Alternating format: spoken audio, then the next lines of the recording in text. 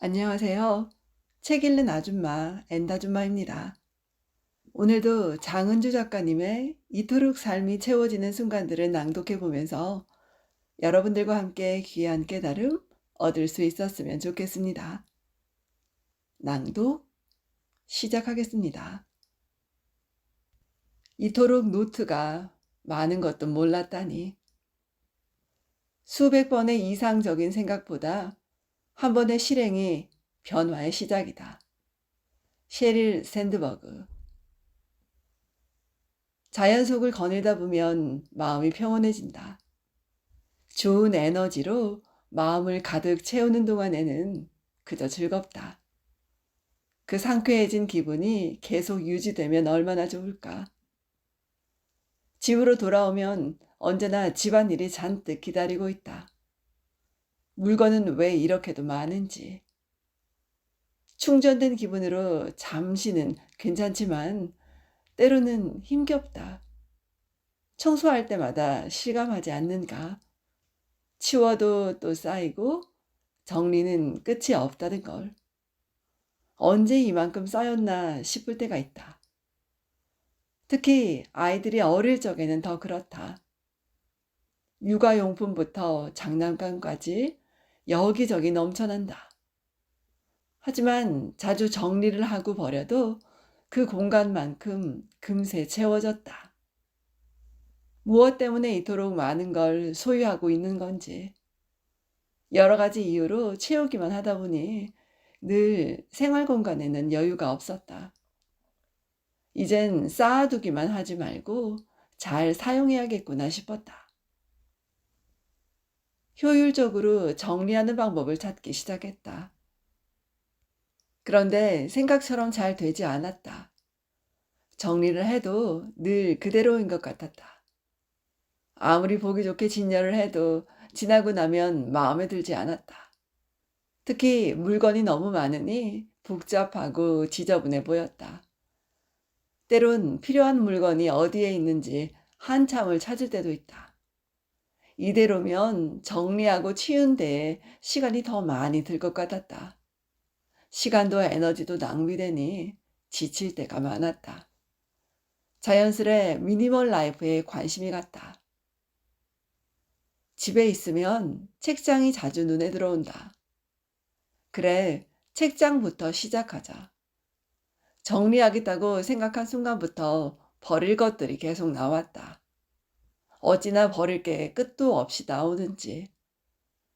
정리를 잘하는 사람은 어떤 사람인가? 정리의 기본은 버리기다. 잘 버리는 사람이 정리도 잘한다.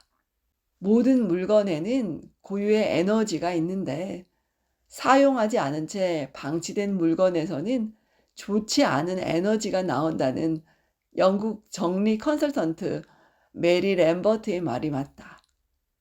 이제까지도 안 썼고 앞으로도 쓸 일이 별로 없는 물건들을 처분해야 한다.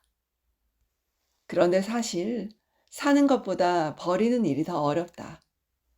주변에도 추억이 가득 담긴 물건을 버리지 못해 끙끙거리는 사람들이 많다. 작은 물건 앞에서도 어떻게 할지 망설여진다. 바로 정리하지 않으면 또 시간이 지나 같은 고민을 하고 있을 게 분명했다. 생각날 때마다 자주 책장을 비워나갔다. 어느 날 수많은 책들 사이로 노트들이 보였다. 공부나 일을 하면서 필요한 자료들을 많이 모았다. 나중에 혹시 필요할까 싶어 그대로 책장에 둔 것들이었다. 학교 다닐 때 쓰던 필기 노트들까지 빡빡하게 꽂혀 있었다. 이 노트들은 언제부터 여기에 있었을까? 갑자기 그 존재가 새삼스럽게 다가왔다.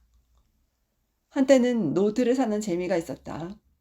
마음이 가는 노트를 발견하면 그냥 지나치질 않았다.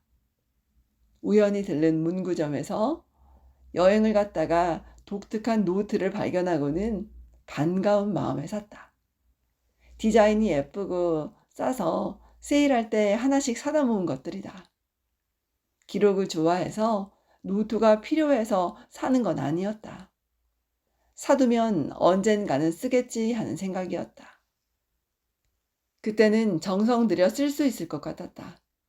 그렇게 기대하면서 구입했는데 이제는 버리지도 못하는 애물단지라니. 노트의 양이 새삼 놀라웠다.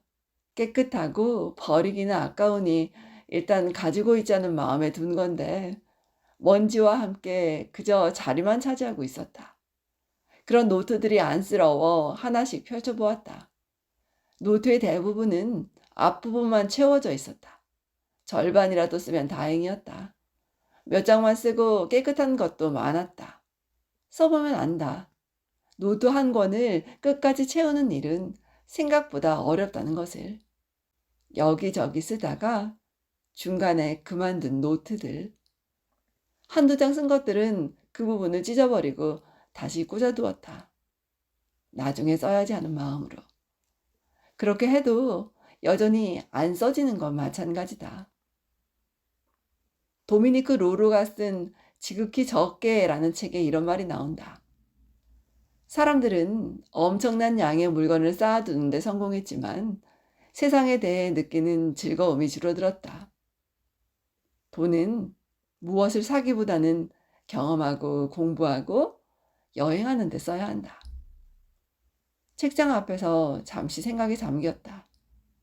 이걸 언제 다 쓴다고 이렇게나 모아두었을까? 물건은 쓰지 않고 두면 그 의미도 희미해진다. 살 때의 설레임이 기억도 안 났다. 그저 책장을 채우고만 있는 종이일 뿐이다. 사용되지 않는 것들을 버리고 가치 있는 곳에 에너지를 투자해야겠구나 싶었다. 정리할 생각을 하니 피곤해졌다. 왜 그토록 많은 노트들을 구입하고 쓰지도 않은 채 간직했을까? 무슨 생각으로 이것들을 수집하고 있는 건지. 노트를 펼쳐서 깨끗한 지면을 물끄러미 바라보고 있는데 제발 뭐라도 꾹꾹 눌러 써달라고 외치는 듯 했다. 이제까지 모은 노트를 다 채우려면 한참이 걸리겠지? 더 이상 노트는 안 사도 될 것 같았다. 노트가 없어서 못 쓰는 게 아니다. 정말 쓰고 싶은 마음이 간절하다면 도구가 중요한가? 노트만 자꾸 살 게 아니었다. 정리를 자주 하지 않으니 또 잊고 사게 되는 것이다. 지금 가진 걸 활용해서 어떻게든 쓰면 된다. 용기를 내서 정리를 해도 마찬가지다. 또다시 그 자리에 노트가 채워졌다. 그런 상황이 반복될수록 집착인가 싶은 생각도 들었다. 책장을 볼 때마다 보관만 해두는 게 마음이 안 좋았다. 이렇게 정리가 안 되는 노트들을 언제까지 보고만 있어야 할까? 모든 건 욕망에서 비롯된다. 필요보다 갖고 싶은 욕망이 자꾸 물건만 사게 만드는 게 아닐까? 나는 그동안 기록보다 어쩌면 물건에 집착하며 살았는지도 모른다. 기록에 대한 간절함이 먼저다. 왜 기록을 해야 하는지 그 간절함도 중요성도 몰랐기 때문에 노트만 샀던 것이다. 물건은 사는 것보다 잘 관리하는 데 의미가 있다. 하지만 대부분 소비에 급급하다. 구입하는 게 전부인 것처럼. 일단 내 것이 되면 이상하게 또 다른 물건이 눈에 들어온다. 그렇게 소비를 반복하며 사는 건 아닌지. 지금 가지고 있는 물건을 잘 쓰고 있는지 한 번쯤은 돌아봐야 한다. 주변을 살펴보자. 보이는 곳마다 온통 물건에 둘러싸여 있지는 않은가. 그 중에 내게 가장 꼭 필요한 물건은 얼마나 되는지 생각해 봐야 한다. 언제까지 이렇게 노트와 씨름할 것인가. 당장 정리를 하지 않으면 노트를 볼 때마다 계속 불편해질 게 분명했다. 그 마음을 조금이라도 덜어내고 홀가분해진 마음으로 책장 앞에 서고 싶어졌다. 그래서 굳은 마음으로 다짐했다. 내가 너를 더 이상 책장에만 두지 않겠어라고. 지금까지 장은주 작가님의 이토록 삶이 채워지는 순간들을 낭독해 보았습니다. 오늘도 들어주셔서 감사합니다, 여러분. 좋은 날 되십시오. 엔더줌마였습니다.